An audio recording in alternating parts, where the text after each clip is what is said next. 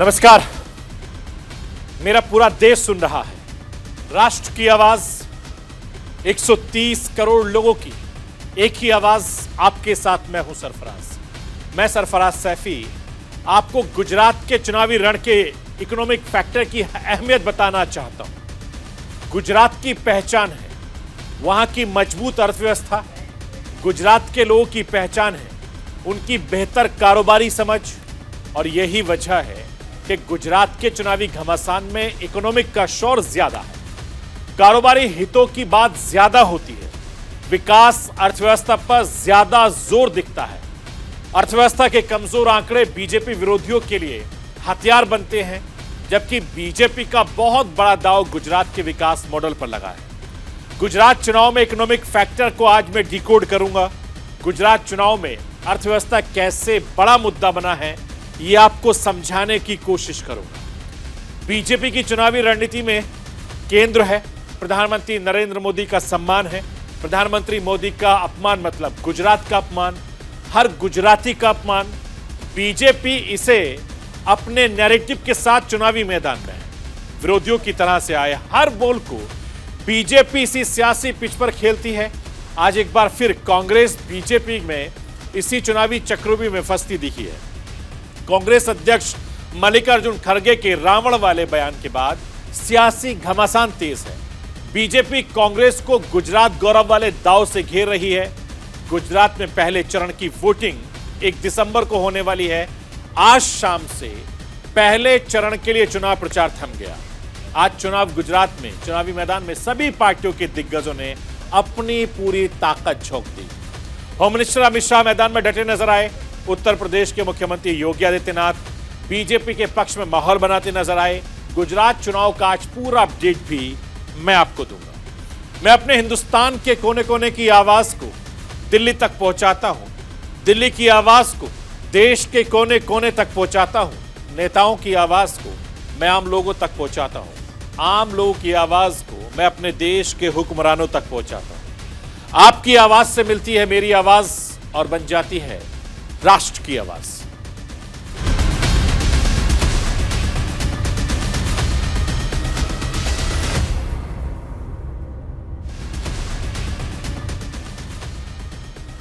गुजरात के बारे में जब हम बात करते हैं, सोचते हैं तो जहन में क्या आता है? एक धनी राज्य, एक ऐसा राज्य जहां के लोगों की कारोबारी समझ काफी अच्छी मानी जाती है। गुजरात के लोगों के पास पैसे की समझ अच्छी रखते हैं। गुजरात के बारे में लोग बताते हैं कि गुजरात के लोगों का इंटरेस्ट अपने कारोबार से ज्यादा किसी और चीज में नहीं रहता है। कारोबार के अलावा अपने सारे काम दूसरे वो किसी और से करवाना पसंद करते हैं। उनका मकसद अपना समय बचाना होता है, अपने वक्त का पूरा इस्तेमाल करना वो अपने बिजनेस को आगे बढ़ाने में करना चाहते हैं। इसके साथ ही गुजरात और गुजराती को लेकर आम धारणा है कि गुजरात के लोग धार्मिक प्रवृत्ति के ज्यादा होते हैं। गुजरात के लोग पूजा पाठ तीर्थ स्थलों को लेकर गहरी आस्था रखते हैं। गुजराती राष्ट्रवादी सोच के होते हैं, अपने देश अपनी संस्कृति से प्यार करने वाले होते हैं। और यही वजह है कि गुजरात चुनाव में धर्म की बात खूब हो रही है। धर्म के मुद्दे पर सियासी घमासान जारी है। कल राष्ट्र की आवाज के जरिए मैंने आपको बताया था कैसे गुजरात की लड़ाई अब धर्म और जाति पर आ गई। गुजरात चुनाव में इकोनॉमिक भी खूब बातें हो रही हैं। बीजेपी के चुनाव अभियान में राज्य की आर्थिक विकास अहम मुद्दा माना जा रहा है। प्रधानमंत्री मोदी ने अपने चुनाव अभियान की शुरुआत गुजरात को करोड़ों रुपए की सौगात देकर की थी। अपनी रैलियों में प्रधानमंत्री मोदी गुजरात के विकास की बात करते आए, देश के विकास के लिए अपनी कोशिशों की बात करते आए। दिल्ली के मुख्यमंत्री अरविंद केजरीवाल भी गुजरात के कारोबारियों को रिझाने में जुटे हैं। केजरीवाल खुद को बनिया बताकर भरोसे की बात कर रहे हैं। कांग्रेस के अध्यक्ष मल्लिकार्जुन खड़गे भी गुजरात के विकास को बड़ा मुद्दा बनाने की कोशिश करते नजर आए। और सभी दल अपने चुनाव अभियान में विकास के मुद्दे को, कारोबारी के हित को अहमियत देते हैं। गुजरात चुनाव में इकोनॉमी एक बड़ा फैक्टर है। सबसे पहले मैं आपको प्रधानमंत्री नरेंद्र मोदी की वो बात सुनवाना चाहता हूं जो उन्होंने राजकोट के रैली के दौरान कही। पीएम मोदी ने गुजरात के विकास की बात कही, देश के विकास की बात कही। दोनों विकास के शिखर तक पहुंचाने का जिक्र बेहद इमोशनल अंदाज में किया। प्रधानमंत्री मोदी ने कहा, कांग्रेस की सरकार ने 10 सालों में देश की अर्थव्यवस्था को दुनिया में 11वें नंबर से 10वें नंबर तक पहुंचाया और महज 8 साल में हम चाय वाले को जो स्थान दिया उसमें अर्थव्यवस्था 10वें से 5वें पायदान पर पहुंच गई। 250 सालों तक हमें गुलाम बनाने वाले अंग्रेजों को पीछे धकेल दिया, आज हमें 5वें नंबर पर पहुंच गए हैं। और यही नहीं, हमारी सरकार ने देश की आजादी के बाद निर्यात के सारे रिकॉर्ड तोड़ दिए हैं। गुजरात अब मैन्युफैक्चरिंग हब बनकर सामने उभरा है। मैं राष्ट्र की आवाज के जरिए प्रधानमंत्री नरेंद्र मोदी का वो बयान सुनवाना चाहता हूं जो गुजरात चुनाव में इकोनॉमी फैक्टर की अहमियत दिखाता है। भारतीय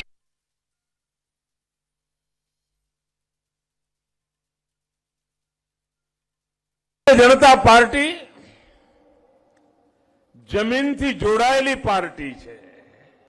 અર્થવ્યવસ્થાનો વિસ્તાર, ભારતીય જનતા પાર્ટીની સરકાર આજે દેશની અર્થવ્યવસ્થાને જે મજબૂતી આપી છે એ મજબૂતી અભૂતપૂર્વ છે।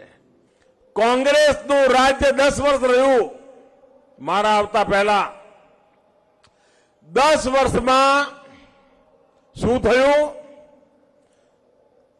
कांग्रेस जયારે सत्ता पर આવી હતી 2004 માં, ત્યારે દેશની વ્યવસ્થા, અર્થવ્યવસ્થા દુનિયામાં 11મા નંબર ઉપર હતી, 11 નંબર ઉપર। અને દેશમાં પ્રધાનમંત્રી શ્રી પોતે એક બહુ મોટા અર્થશાસ્ત્રી પણ રહ્યા છે।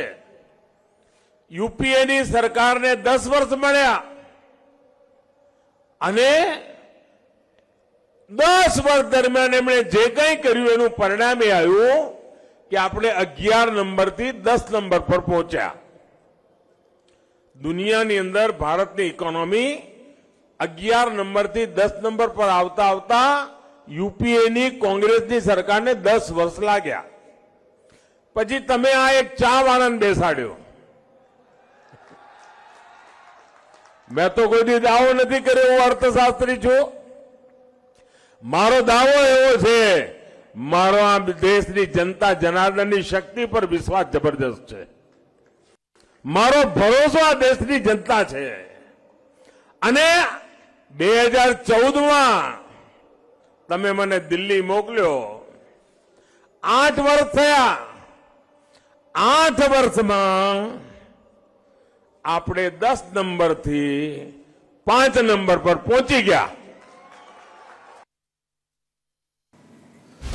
और गुजरात का विकास चुनाव में मुद्दा बन रहा है। गुजरात के इकोनॉमिक में जुड़े आंकड़ों के विपक्ष सियासी हथियार बना रहा है। इस साल अप्रैल में गुजरात की इकोनॉमिक से जुड़े जो आंकड़े सामने आए हैं, इन्हीं आंकड़ों को लेकर विपक्ष हमलावर बना हुआ है। सीजी की रिपोर्ट के मुताबिक गुजरात ने वर्ष 2021 में 5 वर्षों में अपनी सबसे कम सकल राज्य घरेलू उत्पाद में बढ़ोतरी की है। इस अवधि में अपनी रेवेन्यू आय 10.28% की कमी की दर्ज की गई है। राज्य की अर्थव्यवस्था ने पिछले वर्ष की तुलना में 2020-21 में महज 0.57% की वृद्धि की दर्ज की गई है। साल 2021 और 20 के राज्य में 5 सालों में अपनी सबसे कम विकास दर्ज की है। गुजरात इकोनॉमी से जुड़े कमजोर आंकड़े बड़ा चुनावी मुद्दा बन रहे हैं। इन्हीं आंकड़ों को हथियार बनाकर कांग्रेस के अध्यक्ष मल्लिकार्जुन खड़गे बीजेपी पर हमलावर हैं। मैं राष्ट्र की आवाज के जरिए आपको सुनवाना चाहता हूं कि मल्लिकार्जुन खड़गे कैसे गुजरात की लड़खड़ाती इकोनॉमी को लेकर आधार बनाकर भारतीय जनता पार्टी को उसके घर में घेर रहे हैं। गुजरात में 17 और 18 की डबल डिजिटल विकास दर गिरती चली। 18-19 में 8.9% था, अब वो 7%, 7.3% हुआ। और उसी के साथ आज गुजरात में 23% लोग गरीब हैं, गरीब के रेखा के नीचे। अरे आप सब कुछ दे रहे, फिर गया कहां पैसा? ये मैं पूछना चाहता हूं। और इतना ही नहीं, आज और एक बात आपको बताना चाहूंगा। जब कांग्रेस पार्टी की सरकार यहां थी, गुजरात में, गुजरात पर कर्ज कितना था? 10,000 करोड़। और आज कितना है? 3,08,000 करोड़। और आने वाले दिन में ये होगा 4,64,000 करोड़। इतना कर्जा करके आप लोगों को रखे हैं, क्या आप तो आपके पास ही लेंगे? वो अपने जेब से कोई नहीं देगा, ना मोदी देंगे, ना शाह देंगे, कोई और देंगे। तो सब आपको जीएसटी डाल के पूछेंगे क्या है। आपको मालूम है जीएसटी कैसा लगा है उन्होंने? हर चीज पे जीएसटी बढ़ा बढ़ा कर वो कह रहे हैं गरीबों की भला हमने की। अगर हमको 70 साल का बोलते हैं या हमारे हिस्से को अगर 55 साल आते हैं तो उसमें 27 साल तो आपके इसी जगह हो गए ना। विपक्ष इकोनॉमी को मुद्दा बनाकर बीजेपी को घेर रही है, जबकि जानते सब हैं कि इस दौरान गुजरात ही नहीं, देश ही नहीं, पूरी दुनिया की अर्थव्यवस्था कोरोना की वजह से लड़खड़ा रही थी। अभी भी कई जगह हालात ठीक नहीं है, लेकिन चुनाव है। चुनाव में सत्ता पक्ष को घेरने के लिए विपक्ष कोई मुद्दा नहीं छोड़ने वाला। मैं आपको गुजरात के इकोनॉमी के आंकड़े कुछ और बताना चाहता हूं। बेशक 2020-21 में गुजरात में विकास दर कम दर्ज हुई हो, उससे पहले के हालात काफी बेहतर थे। आगे भी काफी सुधार की उम्मीद है।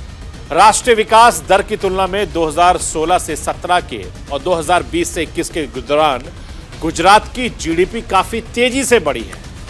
मैं राष्ट्र की आवाज के जरिए आपको यह बताना चाहता हूं कि जो आंकड़े लगातार हम आपको दिखा रहे हैं, इससे साफ संकेत है कि गुजरात का जो विकास है वो तेजी से बढ़ रहा है और यही आंकड़े तेजी से बता रहे हैं। गुजरात में देश की 5% से भी ज्यादा कम आबादी रहती है। देश की जीडीपी में राज्य की हिस्सेदारी 9% से ज्यादा है। 5 साल पहले यानी 2016-17 में गुजरात की जीडीपी 12 लाख करोड़ रुपए के करीब थी, जो 2020-21 में बढ़कर लगभग 20 लाख करोड़ रुपए हो गई। 2022-23 में गुजरात की जीडीपी 23 लाख करोड़ के पार जाने का अनुमान है और गुजरात सरकार की कमाई बढ़ी है, खर्च भी काफी बढ़ा है और कर्ज भी बढ़ा है। सीएजी की रिपोर्ट बताती है कि 5 साल पहले गुजरात की जितनी जीडीपी थी उसका 19% कर्ज था, जो अब बढ़कर 21% से ज्यादा हो गया है। गुजरात के आर्थिक सर्वे के मुताबिक साल 2017 में अक्टूबर में रोजगार कार्यालय में करीब 4.5 लाख लोगों ने नाम दर्ज करवाया था, जिनमें से करीब 3.5 लाख यानी 80% लोगों को रोजगार मिला है। बीते साल अक्टूबर में करीब 2.5 लाख लोगों के नाम दर्ज करवाया था, जिनमें से 83% करीब 2.25 लाख लोग रोजगार को मिल गया है। दूसरी तरफ फैक्ट्रियों में मिलने वाले रोजगार में भी बढ़ोतरी हुई है और गुजरात में देश की 11% से ज्यादा फैक्ट्रियां हैं। हर फैक्ट्री में औसतन 72 लोग काम करते हैं, जबकि पहले 62 लोग काम किया करते थे। वर्कर पॉपुलेशन को बढ़ाना और बेरोजगारी दर को घटाना अच्छा माना जाता है और गुजरात में यही हो रहा है। लेबर फोर्स और वर्क पॉपुलेशन बढ़ रही है, जबकि बेरोजगारी दर घट रही है। इसे समझिए कि वीपीआर यानी कुल आबादी में कितने लोगों के पास रोजगार है। यह आंकड़ा साल 2017-18 में है 36.20% था, जो 2021 और 20 में बढ़कर 43.30% हो गया। गुजरात में बेरोजगारी दर साल 2017-18 में 4.2% था, जो 2021 में घटकर 2.20% रह गया। मैं राष्ट्र की आवाज के जरिए आपको बताना चाहता हूं कि यही वजह है कि पूरे गुजरात के लोग रोजगार की तलाश में गुजरात जाते हैं। आप गुजरात चुनाव में कई राज्यों के मुख्यमंत्रियों को मोर्चा संभालते देख रहा है। मध्य प्रदेश के मुख्यमंत्री शिवराज सिंह चौहान दिख चुके हैं, असम के मुख्यमंत्री हेमंत बिस्वा शर्मा दिख चुके हैं, उत्तर प्रदेश के मुख्यमंत्री योगी आदित्यनाथ काफी ज्यादा एक्टिव हैं। उनके साथ हिंदुत्व वाला फैक्टर भी काम करता है, लेकिन पूर्वांचली वोटरों पर सीएम योगी का काफी ज्यादा असर रहता है। इसी तरीके से कांग्रेस के लिए राजस्थान के मुख्यमंत्री अशोक गहलोत ने मोर्चा संभाल रखा है। इसकी बड़ी वजह जबकि राजस्थान के वोटरों को काफी संख्या में भी माना जाता है। बीजेपी के सांसद मनोज तिवारी भी समाओं में भारी भीड़ जुटा रहे हैं। गुजरात, बिहार, यूपी के कामगारों की वोट की शक्ति, ताकत दिखाता नजर आ रहा है। गुजरात चुनाव में इकोनॉमिक फैक्टर को कोई भी नजरअंदाज नहीं कर सकता। गुजरात में कारोबारियों के हित को कोई भी पार्टी नजरअंदाज नहीं कर सकती और यही मजबूरी दिल्ली के मुख्यमंत्री अरविंद केजरीवाल को अपनी जाति बताने के लिए बाध्य करती है। गुजरात के कारोबारियों को रिझाने के लिए अरविंद केजरीवाल कोई कोर कसर नहीं छोड़ रहे हैं। सोमवार को सूरत के हीरो व्यापारियों की सभा को संबोधित करते हुए उन्होंने कहा, और उन्होंने अपनी जाति का भी जिक्र किया। उन्होंने कहा कि वो बनिया है, इकोनॉमी की अच्छी समझ रखते हैं। अपनी जाति को आधार बताते हुए उन्होंने मुफ्त वाली सियासत का बचाव भी किया है। राष्ट्रीय आवाज के जरिए मैं आपको सुनवाना चाहता हूं कि दिल्ली के मुख्यमंत्री अरविंद केजरीवाल ने गुजरात में जाकर क्या कुछ कहा।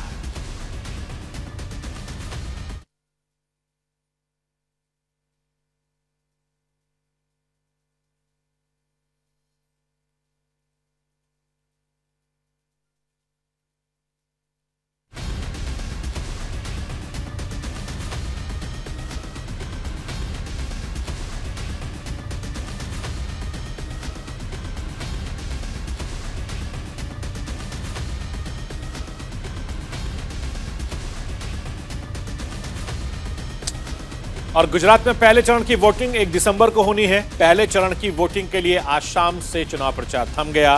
आज सभी पार्टियों के दिग्गजों ने अपनी पूरी ताकत झोंक दी है। आखिरी दिन का चुनाव प्रचार काफी ज्यादा अहम माना जाता है। गुजरात में चुनावी रण में जबरदस्त खींचतान देखने को मिल रही है। होम मिनिस्टर अमित शाह आज लगातार मोर्चा संभालते नजर आए।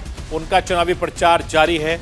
होम मिनिस्टर अमित शाह ने आज दाहोद के गरबाड़ा और खेड़ा के थासरा में चुनाव प्रचार किया।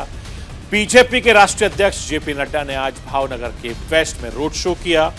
उत्तर प्रदेश के मुख्यमंत्री योगी आदित्यनाथ आज मैदान में डटे नजर आए। आज सीएम योगी ने भी 3 जनसभा और 1 रोड शो का कार्यक्रम रहा। सीएम योगी ने आज महिसागर, आनंद और बड़ोदरा में भी जनसभा को संबोधित किया।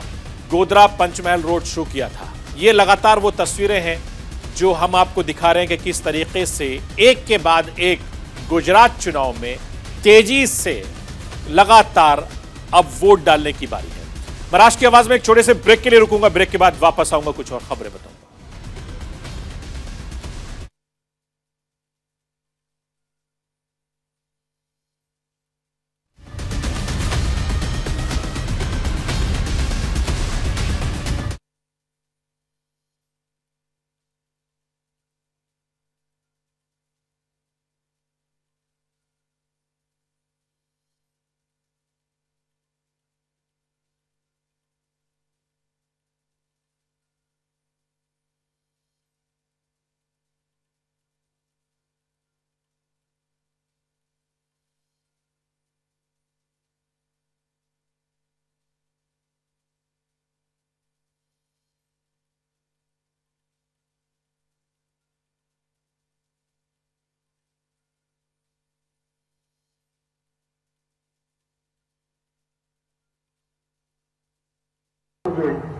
अगर तुम्हारी सूरत कितनी बार कारपोरेट तुम्हारी सूरत देखना।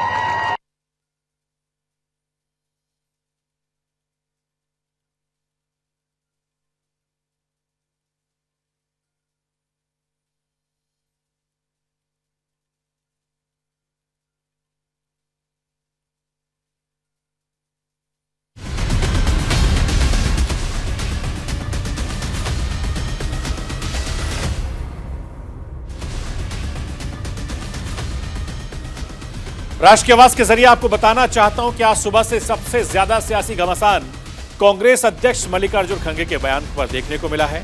गुजरात में एक रैली को संबोधित करते हुए कांग्रेस अध्यक्ष ने पीएम मोदी के चेहरे पर बीजेपी के वोट मांगने को लेकर तंज कसा है। उन्होंने कहा कि पीएम मोदी हर चुनाव में दिख जाते हैं, क्या उनके रावण की तरह 100 सिर हैं। मैं आपको राष्ट्रीय आवाज के जरिए सुनवाना चाहता हूं कि कांग्रेस के अध्यक्ष ने प्रधानमंत्री को लेकर क्या बयान दिया है। मोदी को देखकर वोट दो।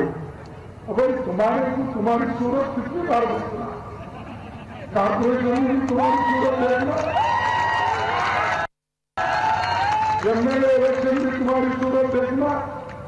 एमपी इलेक्शन में भी तुम्हारी सूरत देखना, हर जगह कितने क्या आपके रावण के जैसा 100 मुख है क्या? और कांग्रेस अध्यक्ष के इस बयान पर बीजेपी भड़की हुई है। बीजेपी से पीएम मोदी के अपमान बता रही है, बीजेपी से गुजरात का अपमान बता रही है। बीजेपी ने मल्लिकार्जुन के इस बयान पर पलटवार किया है। मैं बीजेपी की प्रतिक्रिया आपको सुनवाना चाहता हूं, जो इस बयान के बाद लगातार उनके नेता दे रहे हैं। मैं तो सल्यूट करता हूं गुजरात की भूमि को, पवित्र गुजरात की भूमि को, पवित्र गुजरात की मिट्टी को मैं सल्यूट करता हूं कि उन्होंने ऐसा एक सुपूत हिंदुस्तान को दिया है जिसके लिए पूरे विश्व में आज एक अनुपम छवि बनी है। A leader who is considered as a global leader today across the world, उसको रावण कहना और उसके लिए इस प्रकार के अपशब्दों का प्रयोग करना, यह केवल और केवल मोदी जी का अपमान है, ऐसा नहीं है। मल्लिकार्जुन खड़गे जी, सोनिया गांधी जी, राहुल जी, आप जान ले, यह प्रत्येक गुजराती का अपमान है।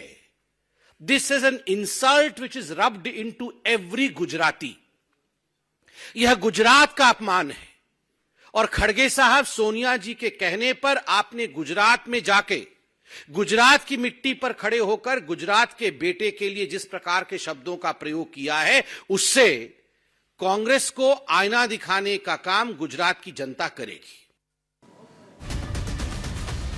होम मिनिस्टर अमित शाह गुजरात चुनाव में काफी मेहनत करते नजर आए, लगातार तूफानी रैलियां कर रहे हैं। गुजरात के लोगों से बीजेपी की बंपर जीत की दिलाने की अपील करें। गुजरात में शांति कायम करने का काम बीजेपी ने किया। गुजरात की राजनीति में जातिवाद का खात्मा बीजेपी ने किया है। कांग्रेस के लोगों को आपस में लड़वाने का काम भी किया है। जातिवाद का जहर गोला है। कांग्रेस पर हमला बोलते हुए होम मिनिस्टर अमित शाह ने क्या कुछ कहा, वो मैं राष्ट्र की आवाज के जरिए आपको सुनवाना चाहता हूं। નરેન્દ્રભાઈએ એ આખી પરિસ્થિતિની અંદર જબરજસ્ત પરિવર્તન લાવ્યો।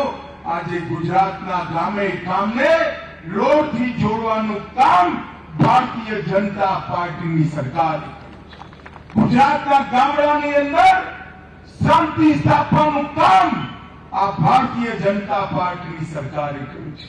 ગુજરાતના ગામોમાંથી જાતિવાદનું ઝેર समाप्त करवानु काम आ भारतीय जनता पार्टी सरकारे कर्यु छे।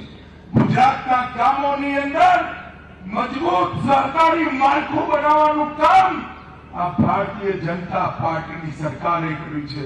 माताओं, भाईओ, बहनों, कांग्रेसनी सरकारोए लोकोने अंदर अंदर जातिवादना आधारे झगड़ावा सिवाय कशुं नथुं।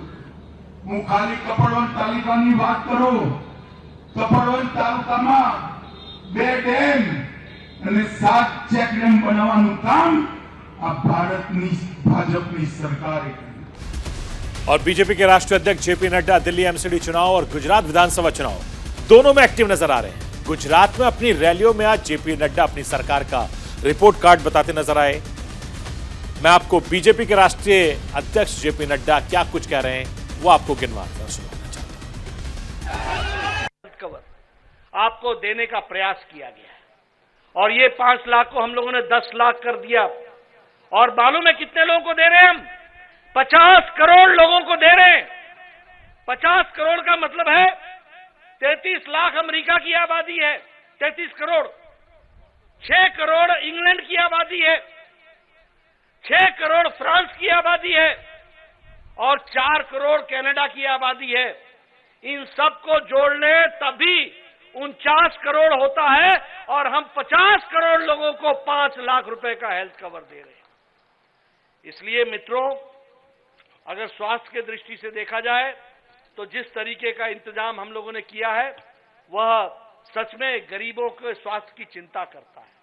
और मुझे इस बात की भी खुशी है कि मुख्यमंत्री अमृत योजना में 41 लाख परिवारों को आप लोगों ने और जोड़ा है, उसके लिए भी मैं आपको बधाई देता हूं। जहां तक आवास योजना का सवाल है, 3 करोड़ 60 लाख लोगों को आवास दिया गया है और उसमें से 15 लाख आपको गुजरात में आवास दिए गए हैं और दाहोद में 14,600 घर बने हैं। 14,000। उत्तर प्रदेश के मुख्यमंत्री योगी आदित्यनाथ मोर्चे पर डटे नजर आए। प्रधानमंत्री का सम्मान, गुजरात का सम्मान, सीएम योगी प्रधानमंत्री मोदी के नाम पर गुजरात में बीजेपी के पक्ष में माहौल बनाते नजर आए। मैं राष्ट्र की आवाज के जरिए आपको सुनवाना चाहता हूं सीएम योगी ने गुजरात में क्या कुछ कहा है। हम सब ये भी जानते हैं जिस ब्रिटेन ने 200 वर्षों तक भारत में शासन किया, उस ब्रिटेन को पछाड़कर आज भारत दुनिया की 5वीं बड़ी अर्थव्यवस्था बनी है प्रधानमंत्री मोदी जी के नेतृत्व में। G20 के वे 20 बड़े देश जिनका दुनिया के 80% संसाधनों पर अधिकार है, अगले 1 वर्ष तक प्रधानमंत्री मोदी जी के नेतृत्व में भारत उसकी अध्यक्षता करेगा और दुनिया के अंदर शांति, सौहार्द और समृद्धि की रूपरेखा तैयार करेगा। इससे बड़ी गौरव की बात भारतवासियों के लिए, भारत की 135 करोड़ की आबादी के लिए और क्या हो सकती है। और गुजरात चुनाव में इकोनॉमिक बड़ा मुद्दा है। गुजरात चुनाव में गुजरात गौरव का बड़ा मुद्दा है, देश की संस्कृति का बड़ा गौरव मुद्दा है। और सबसे बड़ी बात कि गुजरात चुनाव में बीजेपी ने प्रधानमंत्री नरेंद्र मोदी को केंद्र में रखकर पूरी चुनावी चक्रव्यूह रचा है। इसी चुनावी चक्रव्यूह में एक बार फिर से आज कांग्रेस फंसती दिखाई दी। देखना होगा कि गुजरात की जनता किसकी सुनती है। 8 दिसंबर तक इंतजार करना होगा, नतीजे हम आपको बताएंगे। तो ये थी राष्ट्र की आवाज। बाकी खबरों के लिए आप बने रहिए न्यूज़ इंडिया के साथ। कल रात 9 बजे फिर होगी आपसे मुलाकात।